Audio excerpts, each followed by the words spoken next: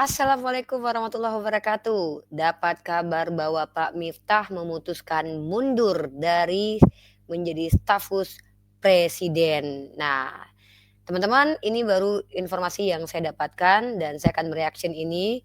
Nah, tapi sebelumnya seperti biasa, intro dulu dong.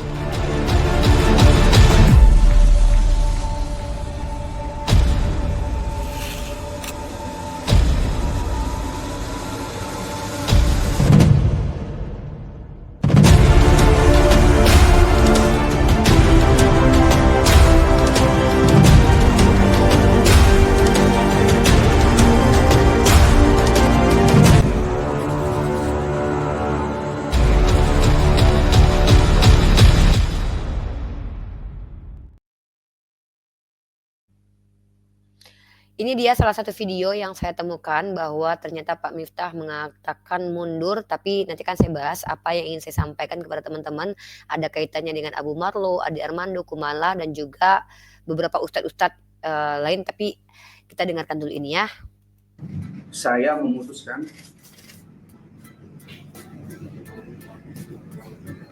untuk mengundurkan diri dari tugas saya. Oke, itu dia adalah pernyataan dari Pak Miftah yang mengatakan dia mundur dari tugasnya menjadi staf khusus presiden ya. Dan teman-teman, ada yang ingin saya beritahukan atau saya kasih sudut pandang terkait tentang apa yang terjadi akhir-akhir ini. Di mana seorang, kiai atau ustadz yang viral ini karena merendahkan orang penjual es dan kemudian banyak debat, di dalam laman sosial media baik di TikTok. Tapi saya tidak arahnya ke sana lagi nih, karena dia sudah mau mundur jadi kita nggak bahas lagi ya. Yang saya bahas adalah teman-teman, satu video ini lagi, ada kaitannya sih dengan apa yang dilakukan oleh Pak Miftah, di mana sebagai umat Islam itu kita punya tanggung jawab besar teman-teman. Apa itu? Yaitu kita harus merepresentasikan Islam. Jangankan para ustadz, orang biasa aja itu akan menjadi membuat agama Islam itu jelek di mata orang lain kalau dia berbuat salah. Kenapa? Karena seperti yang Dr. Zakir Naik katakan, saya pernah nonton videonya Dr. Zakir Naik yang mengatakan bahwa Islam itu tidak akan dilihat dari Al-Quran dan hadisnya, tapi akan dinilai dari perilaku umatnya. Begitulah orang di luar Islam melihat Islam itu. Nah, ketika ada sekelas kiai atau ustadz, apalagi dia adalah staf dan pejabat presiden, dan dia melakukan tindakan yang tidak patut dicontoh dan tidak patut ditiru, maka wajarlah kemudian terjadi perbincangan hangat di laman sosial media. Apapun tanggapan orang tentu beragam.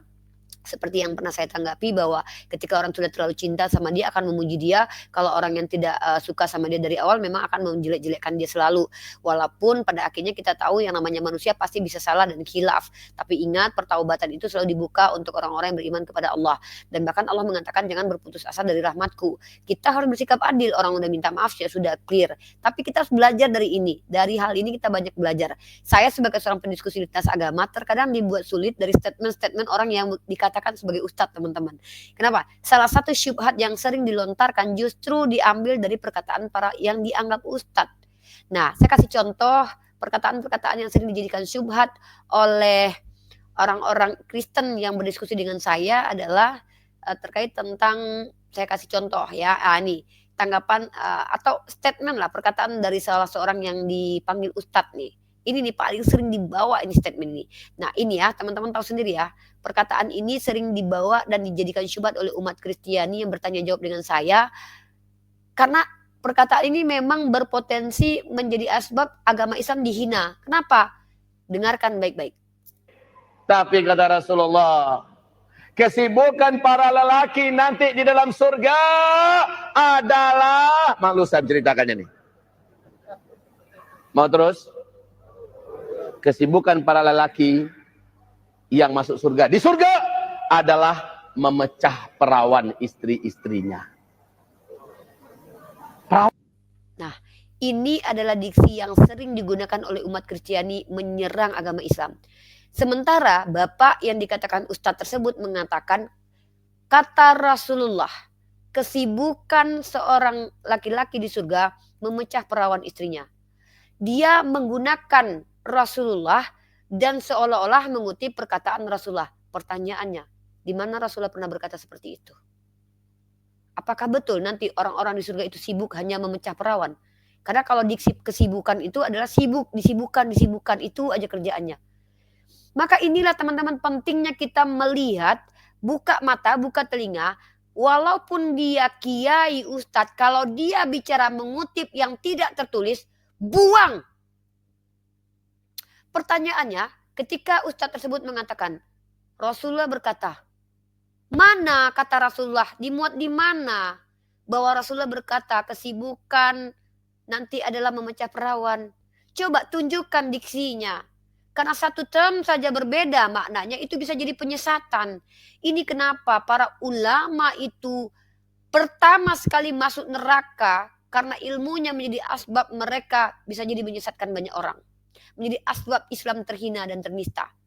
Perkataan yang tidak ada pada tempatnya dikutip lalu dikatakan ada terkutip. Hati-hati loh. Kita sebagai seorang, saya sebagai seorang pelajar diwajibkan mengutip sempurna kutipannya. Kalau saya mengutip perkataan seseorang di dalam sebuah buku, saya sebutkan footnote ya, footnote istilah itu di mana halamannya di jilid keberapa. Saya sebutkan bahwa perkataannya begini, saya ulangi sama persis. Karena kalau sudah diganti belum tentu maknanya sama.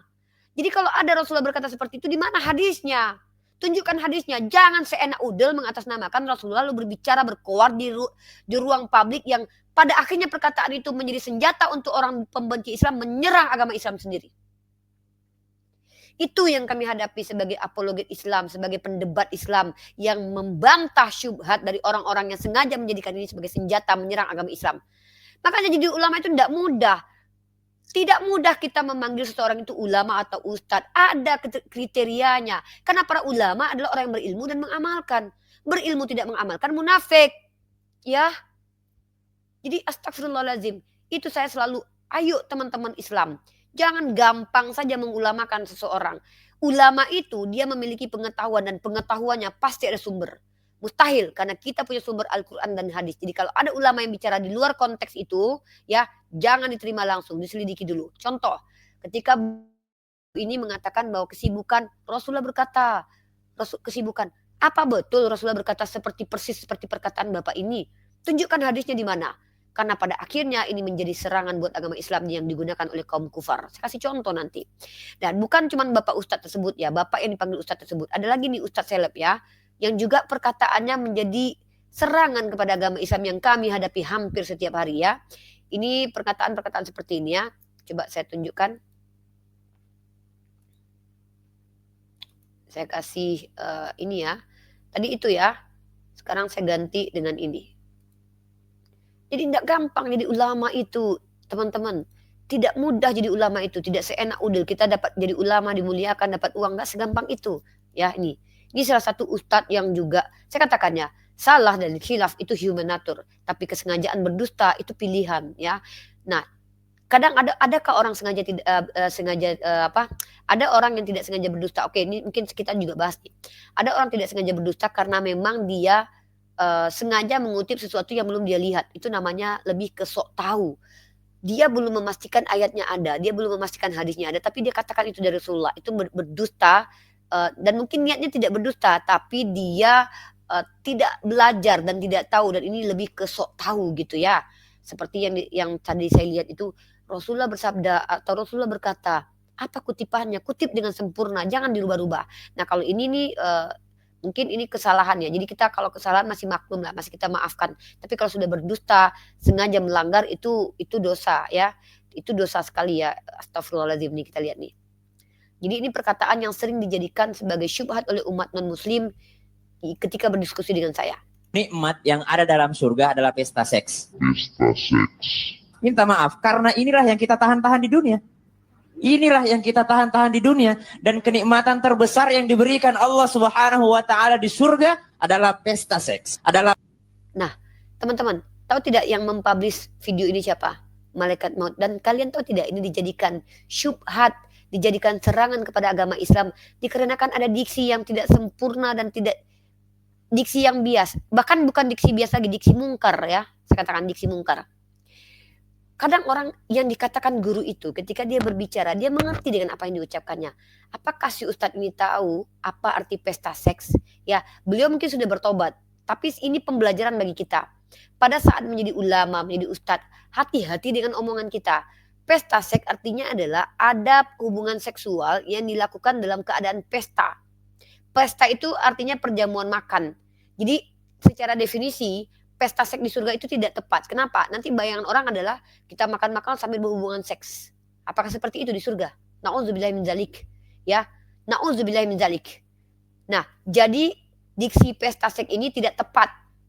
Nah, bisa jadi beliau ini berbicara dari ketidakpahamannya tentang definisi pesta seks. Bahkan beliau sudah meminta maaf kepada MUI. Ya, dan lagi-lagi omongan Ustadz ini tidak mengutip riwayat manapun, hadis manapun, kata ulama manapun. Nauzubillah. Saya tidak membangkitkan luka lama ya, dengan semoga Ustadz ini tidak dihujat karena bisa jadi beliau sudah diampuni oleh Allah. Tapi ingat, tetap sampai sekarang tetap menjadi serangan bagi umat Islam perkataan-perkataan Ustadz seperti ini. Apakah Ustadz-Ustadz seperti itu mengutip perkataan para ulama? Mengutip perkataan Rasulullah secara sempurna? Bahkan hadis apa? Itu kenapa saya sebagai seorang pendiskusi itu membutuhkan data, teman-teman. Tidak gampang memberi pengajaran kepada orang lain. Kita tunjukkan ini loh datanya berdasarkan tertulis. Bahkan Munim Syiri pun, teman-teman, Munim Syiri, seorang profesor, itu terbukti berdusta. Dan itu diungkap oleh Ustadz Muhammad Nuruddin. Ya, saya sudah pernah perlihatkan video ini teman-teman, tapi lagi-lagi saya harus perlihatkan video ini supaya kita bisa hati-hati dalam mengambil guru, hati-hati dalam belajar, karena yang namanya manusia rentan dari kesalahan, ya, rentan dari kesalahan. Kesalahan itu human nature, tapi berdusta itu sudah menjadi apa ya, pilihan. Saya pernah menampilkan video Ustadz Muhammad Nuruddin membuktikan Munim Syiri itu berdusta, dan bahkan Munim Syiri ini dijadikan patokan oleh umat Kristiani ketika menyerang agama Islam. Jangan salah loh, ini yang dimaksud dengan apa kalian bikin senjata itu bunuh kalian sendiri gitu loh. Nah sekarang kita lihat satu lagi nih. Dan akhir-akhir ini yang paling banyak diangkat oleh umat Kristiani adalah Kumaila. Sebentar saya tunjukkan.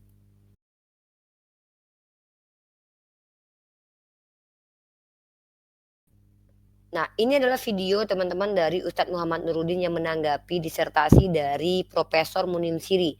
Dan ternyata itu saya katakan gelar ilmu tidak menjadi asbab orang itu bisa jujur, teman-teman, ya. Nah, ini kehati-hatian kita sebagai seorang yang memberikan edukasi di ruang publik. Dan kita putarkan dulu bukti bahwa Profesor Munim Syiri itu berdusta yang disampaikan oleh Ustadz Muhammad Nuruddin.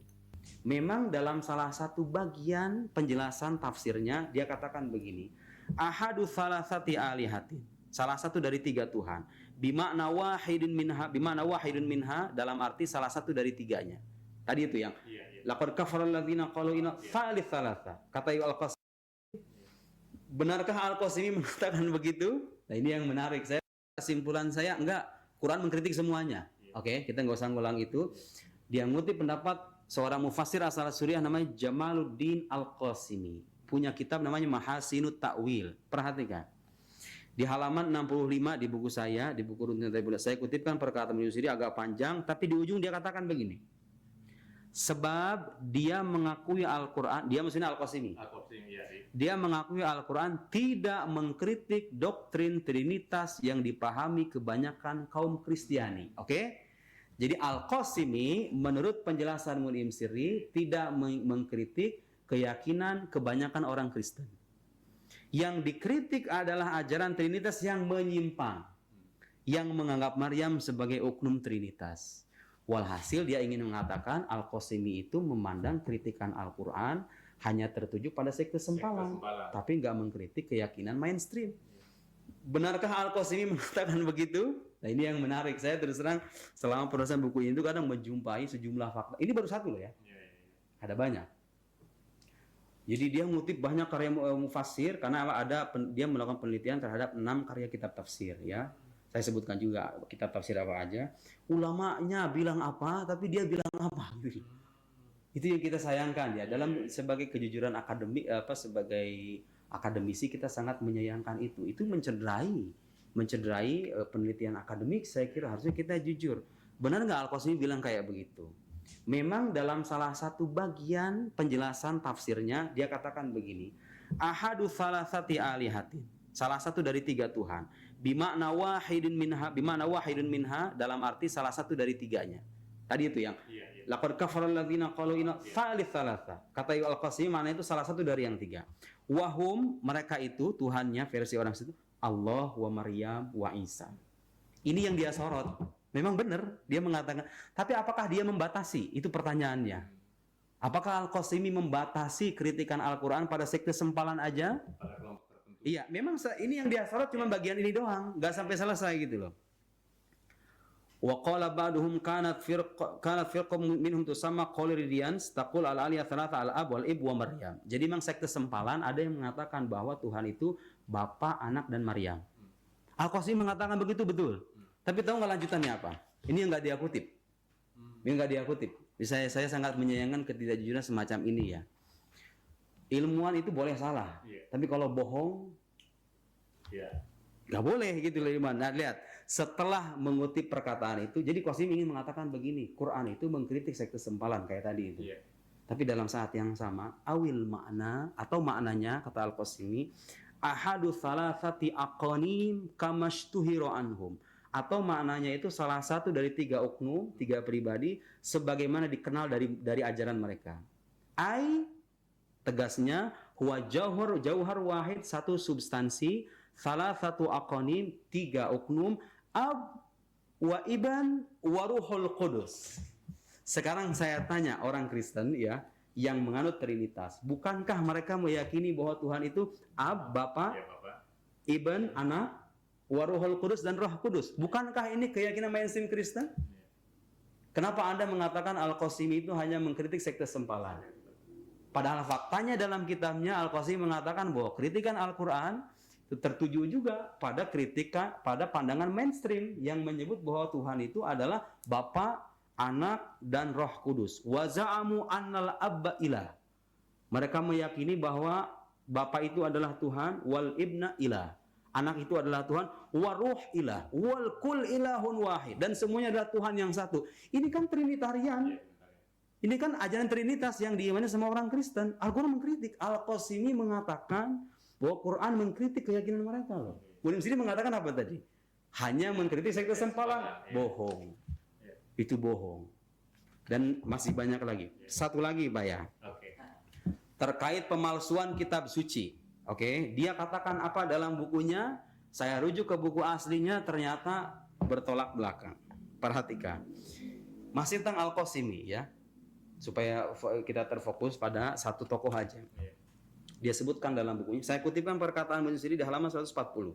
Saya berikan garis tebal. Kata dia apa?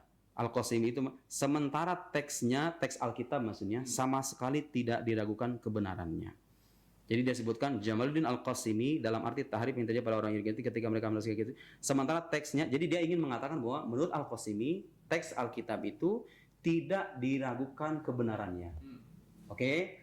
Seolah dia ingin mencari pembenaran dari para ulama Muslim ya, seolah Alkitab itu otentik dan tidak diragukan kebenarannya. Kemudian di halaman setelahnya dia bilang begini, perhatiin nih Pak, nih jelas nih. Kita telah memperlihatkan perkataan dia. Dalam disertasinya, kita telah memperlihatkan bahwa Jamaluddin Al-Qasimi dan Abul Kalam Azad tidak mempersoalkan keterpercayaan dan kebenaran teks Taurat dan Injil. Jelas ya? Jadi menurut Muslim sendiri Al-Qasimi itu dan Abul Kalam Azad tidak mempersoalkan keterpercayaan atau katakan keotentikan Alkitab versi orang Kristen. Tahu nggak apa yang dikatakan Al-Qasimi dalam kitabnya? Nah ini yang saya kutip. Kan tadi dia bilang apa? Al-Qasimi tidak mempersoalkan, keotentikan dan keterpercayaan Alkitab, baik itu perjanjian lama atau perjanjian baru, Ternyata yang dikatakan Al-Qasimi itu kebalikannya Pak. Dengerin. Di kitab Al-Qasimi, di Mahasinut Ta'wil, tanbih ma naqalna an Ibnu Jarir wa Ibnu Katsir fi tafsir thumma yuharrifunahu. Jadi tafsir terkait potongan ayat mengatakan thumma yuharrifunahu. Mereka mentahrif. Apa maksudnya? Huwal ansab. Jadi Al-Qasimi mengatakan pendapat Ibnu Jarir At-Tabari itu lebih cocok. Bagaimana pendapatnya silahkan dibaca nanti. Bi'atibar suqil ayal karimah. Wala yutawaham min dzalika. Nih dengerin. Wala yutawaham min dzalika daf'u tahrifihim al-lafdhi 'anit Taurah. Fa innahu waqi'un bila raib. Jadi tahrif lafzi dalam Taurat menurut Al-Qasimi itu waqi'un bila raib. Apa artinya waqi'? Terjadi. Bila raib, tidak ada keraguan sama sekali. Maksudnya Al-Qasimi mengatakan, kalau soal tahrif dan penyelewengan kitab suci orang Kristen Yahudi itu gak usah ditanya lagi. Itu udah fakta. Itu udah jelas dan tidak ada keraguan lagi.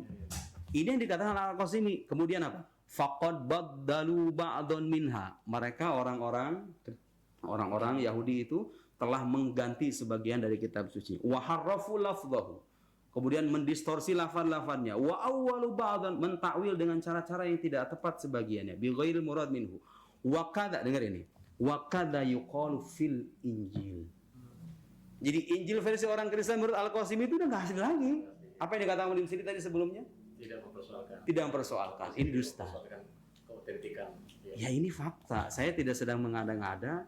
Saya tidak sedang melebih-lebihkan. Tapi inilah pandangan yang dikemukakan dalam kitabnya. Dan masih banyak lagi contoh-contoh yang lain. Ada isu-isu tentang toleransi. Apakah benar Al-Quran itu tidak toleran? Ayat-ayat yang selama ini disalahpahami oleh kelompok teroris itu juga banyak. Dan kita meluruskan itu. Semoga buku ini bisa menjelaskan semuanya. Nah, di video ini seorang ustadz yang bernama Ustadz Muhammad Nuruddin sendiri membuktikan begini cara muslim belajar, teman-teman. Bahkan ini pun bisa terjadi human error loh kalau tidak teliti loh. Pertama, ketika ada statement dari orang yang bergelar profesor, doktor sekalipun, baca dulu statementnya di mana. Kemudian statementnya dikaji ulang tuh. Apakah yang dia kutipkan itu adalah kutipan yang benar atau jangan-jangan mempelintir. Inilah kita sebagai seorang muslim. Ulama itu ndak sembarangan kalau bicara, apalagi gampang mengatakan goblok dan kemudian gampang mengatakan diksi yang tidak muncul di Al-Quran dan hadis. Sementara bentuk kita pemberitahuan. Pemberitahuan itu adalah apa yang kita ketahui dan tidak diketahui orang lain, yang kita tahu sumbernya itu ada. Maka kutiplah sesuai dengan kaidah ilmiah. Jadi ilmiah karena ketika kita kuliah sekalipun, ketika kita mengutip perkataan seseorang, itu tidak boleh kutipnya tidak sempurna, tidak boleh dirubah. Nanti kalau kita punya sudut pandang terhadap kutipan, baru itu namanya adalah sudut pandang atau ide dan gagasan dari kutipan seseorang. Pendapat kita, bukan pendapat orang lain lagi. Jangan melakukan dusta dalam ranah ilmiah, teman-teman. Dosa besar kita. Sebagai orang Islam, kita harus sadar bahwa ketika kita bicara di publik bisa menjadi asbab dihinanya agama kita, dihinanya saudara-saudara kita yang mereka adalah ulama yang betul, kemudian dihina gara-gara ulama lain, atau Islam ini dihina gara-gara ulama, orang yang dipanggil ulama yang salah kaprah dalam membacakan sesuatu yang tidak ada dasarnya. Nauzubillahi min dzalik. Beda, kita bukan umat di luar Islam. Islam itu pondasi keilmuan Islam itu luar biasa dibangun oleh para ulama. Itu kenapa riwayat hadis itu dipelajari. Perawinya siapa? Apakah dia orangnya adalah sehat, normal? Apakah dia lansia yang daya ingatnya gampang berubah? Maka hadisnya nanti doif, lemah. Apakah dia adalah orang pernah berdusta atau kadzab? Maka tidak bisa diterima ketika dia pernah berdusta, lalu dia menyampaikan riwayat. Nah, lalu inilah kita umat Islam. Mari sama-sama kita belajar lagi. Jadi gini loh, kalau saya belum tahu, itu masih dimaklumi oleh Allah. Tapi ketika saya sudah tahu dan tidak mau belajar, ingat loh, utlubul ilmu faridatun ala kulli muslim. Belajar itu adalah kewajiban. Belajar itu bukan menyampaikan, belajar itu bukan lihat lalu pahami, bukan. Lihat, telusuri. Telusuri ini sulit. Cari-cari data, buka-buka data. Wah, apalagi bukan bahasa saya. Makanya diperintahkan belajar bahasa Arab. Sulit, teman-teman. Saya juga melakukan hal itu. Tapi sulit bukan berarti tidak bisa. Maka insya Allah kita menjadi pribadi muslimah yang cerdas, di mana gemilangnya Islam itu pernah berkembang menjadi agama yang membawa peradaban yang terang kepada peradaban yang gelap. Di mana Islam ini pernah berjaya. Kenapa? Karena orang pada saat itu mencintai ilmu, bukan mencintai dunia. Nah, lanjut ya. Sudah ada ya para orang-orang yang dipanggil ustadz, kemudian menjadi syubhat buat agama sendiri kata-kata mereka. Sekarang muncul lagi ini teman-teman, ada beberapa orang nih, astagfirullah. Contoh-contoh orang yang hadir kemudian menjadi fitnah buat agama Islam sendiri, dan bahkan diangkat menjadi topik, menjadi pembicara, diangkat perkataannya oleh umat Kristiani sendiri. Salah satunya adalah Kumaila Hakimah. Semoga Allah ya Allah sajalah yang berbuat kepada orang-orang seperti ini ya. Mari kita lihat teman-teman pendapat dari ini pendapat pribadi ya. Pendapat si Kumaila ini menjadi konten untuk umat Kristiani. Mari kita lihat. Karena memang meskipun orang-orang bilang begitu, sebenarnya Al-Quran itu nggak bisa jadi pedoman sepanjang masa. Kenapa? Banyak yang sudah Al-Quran tidak bisa menjadi kitab pedoman sepanjang masa.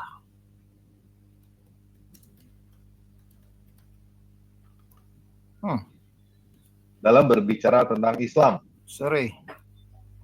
Aku menentang konsep Al-Quran itu adalah kitab pedoman sepanjang masa.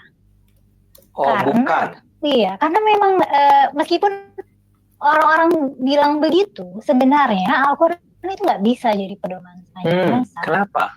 Banyak yang sudah kadaluarsa konteksnya. Banyak yang sudah kadaluarsa konteksnya. Anda kira-kira kan tadi mengatakan sebetulnya agama seperti yang diajarkan pada abad ke-7 itu udah nggak relevan. Sebagian paling tidak. Termasuk soal perang ini. Terutama soal perang. Nah, ini teman-teman, ini bukti bahwa omongan perempuan yang bernama Kumaila ini menjadi senjata untuk orang non-muslim menyerang akidah Islam. Di mana statement pendapat pribadi loh ya. Bukan pendapat ulama. Teman-teman dengar loh, bukan karena dia hafiz Al-Quran maka dia adalah ulama. Ya, ulama itu adalah mereka yang berilmu dan mengamalkan. Ya, kalau bukan maka mereka itu adalah isu orang-orang yang pendakwah tapi sesat lagi menyesatkan, atau bukan ketinggian ilmu seseorang menjadi asbab mereka itu harusnya menjadi ulama. Karena ulama itu harusnya mengajar dan menjadi suri tauladan. Itu yang dicontohkan oleh baginda Rasul Muhammad SAW. Nah, dan faktanya teman-teman, saya bisa bantah, saya ingin diskusi dengan si Kumaila. Satu ayat yang dia katakan sudah expire, sudah kadaluarsa adalah ayat perang. Teman-teman tahu tidak yang dimaksud dengan expire? Artinya tidak berlaku lagi. Padahal Al-Quran muncul 1400 tahun lalu. Sementara dia menikmati kemerdekaan 79 tahun lalu itu kita masih dijajah. Apakah ini perempuan hanya karena 79 tahun kita merdeka tidak dijajah? Bisakah dia menjamin bahwa tidak akan ada terjadi perang lagi? Tentu tidak teman-teman. Bahkan teman-teman ya, Islam ini ajarannya masih mencakupi dunia ini sampai berakhir. Fakta kalau kita lihat orang seperti Kumaila mungkin tidak paham karena dia bukan ahli politik ya. Mari kita lihat teman-teman. Bahkan negara NATO saja mempersiapkan rakyatnya untuk berperang. Jadi kalau ada izin berperang bagi yang diperangi itu expired, dalil perang itu kadaluarsa menurut si Kumaila. Jadi ini orang-orang lagi mempersiapkan apa? Berarti ini orang-orang goblok semua ya, karena mempersiapkan sesuatu yang tidak pasti terjadi. Seolah-olah si Kumaila mau bisa memastikan tidak akan pernah terjadi perang karena tidak lagi perlu pakai ayat perang. Dalam Al-Quran ayat perang itu adalah ayat penegasan kalau kita diizinkan perang, kalau diperangi, kalau tidak diperangi ngapain perang? Ini gimana nih? Katanya dia belajar tafsir secara serius. Dia tahu konteks. Konteksnya kalau diperangi, karena diksi ayatnya diizinkan kalian berperang kalau diperangi. Berarti tidak diizinkan berperang kalau tidak diperangi. Kalau kita lagi tidak berperang, ngapain berperang? Karena ayat Al-Quran mengatakan diizinkan berperang kalau diperangi. Artinya ayat itu menegaskan izin kalau diperangi ya. Maka kalau kita diperangi pakai ayat itu. Kalau tidak diperangi ngapain berperang? Ini cacat logika. Logika Kumaila lagi logika apa? Pembelajar filsafat. Hafal Al-Quran. Belajar tafsir secara serius. Logikanya kok cacat? Al-Quran katakan diizinkan berperang kalau diperangi. Maka ayat itu digunakan ketika diperangi. Masalahnya apakah tidak relevan saat ini? Iya, karena kita tidak diperangi. Maka jangan pakai ayat itu. Apakah expire? Tidak. Karena ayat itu kan berlaku ketika kita diperangi. Apakah kamu mampu membuktikan kalau kita tidak akan pernah diperangi nanti? Pakai analisa apa? Sementara saya sudah tunjukkan ini. Negara NATO aja mempersiapkan rakyatnya untuk perang kok. Bayangkan. Sampai detik ini masih ada umat Islam yang diperangi. Itu contohnya Palestina. Jadi inilah kenapa ketinggian ilmu seseorang tidak menjadi asbab dia adalah ulama. Ulama itu adalah seharusnya adalah orang yang mengajar dan mengamalkan apa yang diajarkan. Kalau tidak dia munafik. Makanya ulama paling banyak, orang yang dianggap ulama paling banyak dulu lebih dulu masuk neraka jahanam. Jadi percuma menghafal Al-Quran tapi justru berbicara dari sudut pandang pribadi. Gak ada gunanya hafalan teman-teman. Karena Al-Quran itu adalah perkataan Allah yang akan kita ulangi kembali. Gunakan perkataan Allah itu untuk disampaikan kepada orang lain. Nah itu secara ilmiah ya, gunanya Al-Quran dihafal itu. Dan dia juga mengatakan apa sih gunanya Al-Quran dihafal? Ini gobloknya terkadang pertanyaan. Saya katakan goblok kepada orang yang goblok ya. Kenapa saya katakan goblok? Goblok itu adalah ketika logika kita itu terbalik-balik. Tidak menggunakan logika sederhana. Goblok kalau dikatakan kepada orang tidak goblok itu penistaan, tapi goblok dikatakan kepada orang goblok itu beneran, itu realitas, itu kejujuran. Nah, goblok kalau artinya adalah orang yang bodoh, orang jahil, orang yang berbicara tidak sesuai data, ngomong sembarangan, berbicara dari apa yang tidak dia ketahui, seolah-olah dia bisa membuktikan bahwa tidak akan terjadi perang lagi. Bisa dikatakan goblok teman-teman ya, atau jahil ya.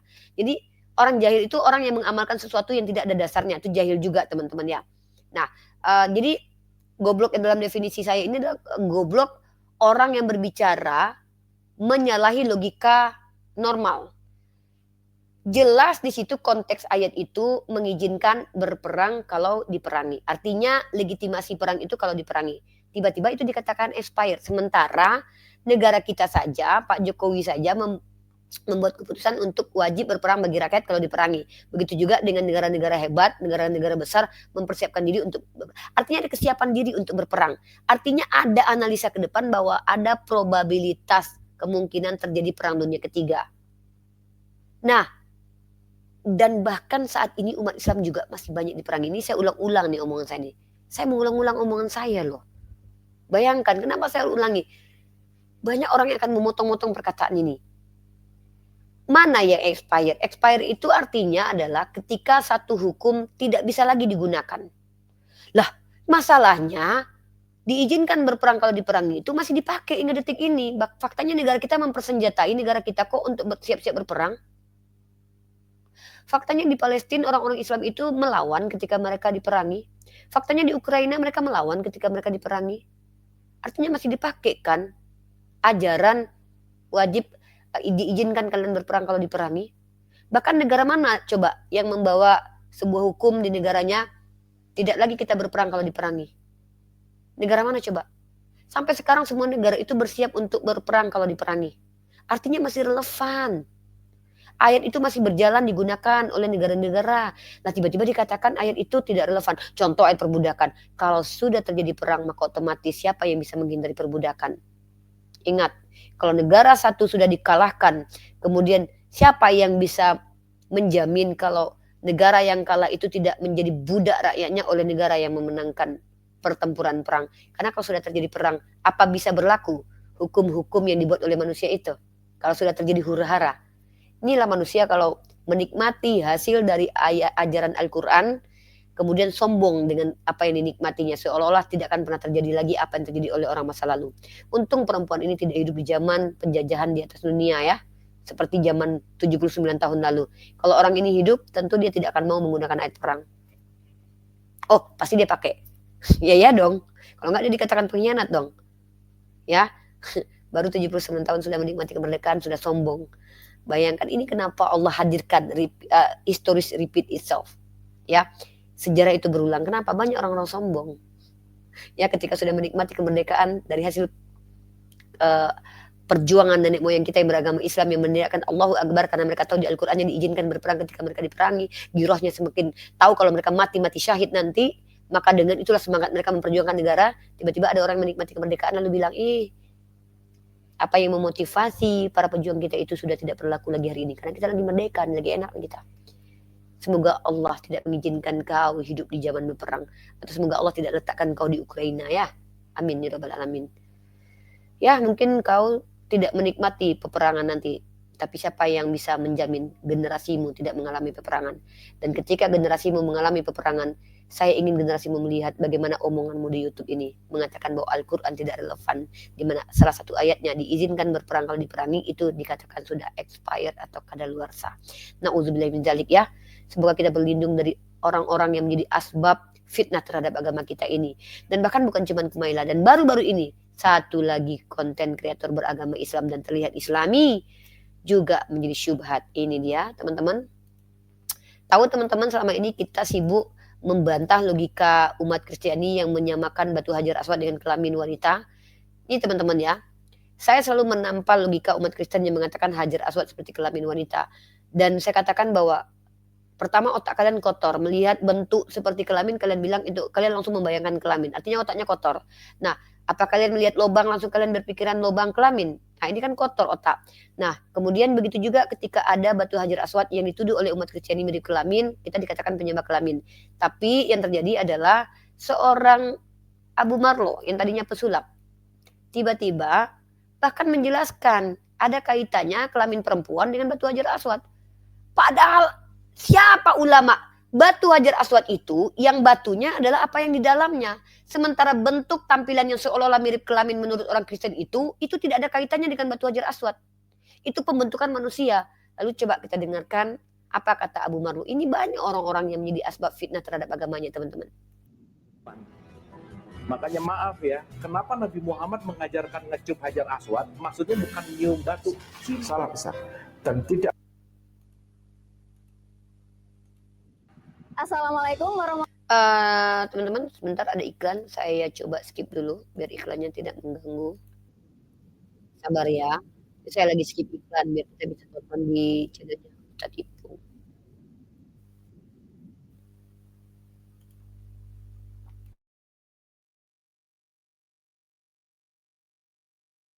Alhamdulillah kami hadir saat ini di Bogor, di tempatnya Ustadz Sumardi, di kantor, di meeting room. Dan kita akan membahas satu hal yang ini bagi kami itu meresahkan sebenarnya. Yakni paparan dari saudara kami Abu Marlo, ya, seorang pesulap dulu yang sekarang mulai aktif untuk memberikan kajian-kajian spiritual. Kita saksikan bagaimana paparan dia. Kenapa dimulai dari Hajar Aswad? Satu poin. Siapapun kita pasti terlahir dari Siti Hajar atau seorang ibu. Makanya Hajar Aswad itu bentuknya seperti kemaluan perempuan. Makanya maaf ya, kenapa Nabi Muhammad mengajarkan ngecup Hajar Aswad? Maksudnya bukan nyium batu, cintailah ibumu gitu. Jadi kalau datang ke sana ngecup Hajar Aswad, Astagfirullahaladzim. Inilah kenapa banyak orang masuk neraka mengatasnamakan Nabi Muhammad, teman-teman. Kenapa Nabi Muhammad mengajarkan mencium batu Hajar Aswad? Cintailah ibumu. Itu dapat informasi dari mana? Apakah ada diajarkan di dalam riwayat hadis bahwa Rasulullah mencium batu Hajar Aswad itu supaya mengajarkan mencintai ibumu? Kenapa banyak umat Islam ini berbicara dari sudut pandangnya sendiri tanpa membuktikan apa yang diucapkannya itu adalah betul-betul yang diinginkan Rasulullah loh. Ini orang seolah-olah tahu apa yang dikehendaki oleh Rasulullah. Apakah betul seperti itu? Di mana tertulisnya? Lagi-lagi ini terjadi, teman-teman. Ada yang mengatakan pesta seks, tidak ada tulisannya di Al-Quran dan hadis. Kesibukan laki-laki memecah perawan, tidak ada tertulis di hadis. Ini lagi mengatasnamakan Nabi Muhammad SAW dengan mengatakan bahwa Nabi Muhammad mengajarkan mencium karena ini orang seolah-olah udah pernah ketemu dengan Nabi Muhammad deh dan wawancara Nabi Muhammad. Kenapa Anda suruh itu mencium batu Hajar Aswad? Dan mengatasnamakan Nabi Muhammad gitu loh. Jahat kalian itu loh, mempelintir perkataan Rasulullah, bahkan mengutipkan sesuatu yang tidak pernah Rasulullah katakan. Astagfirullah. Kalianlah yang menjadi asbab agama kita ini dihina-dinakan loh, para ulama-ulama, orang-orang hebat seperti kalian ini yang udah belajar ilmu mantik, ilmu filsafat, sekolah tinggi. Tapi kalian mengutip sesuatu yang tidak pernah ada. Abu Marlo, Anda tahu dari mana Rasulullah itu menghendaki mencium batu Hajar Aswad supaya menghormati ibu? Apa dasarnya? Astagfirullahaladzim.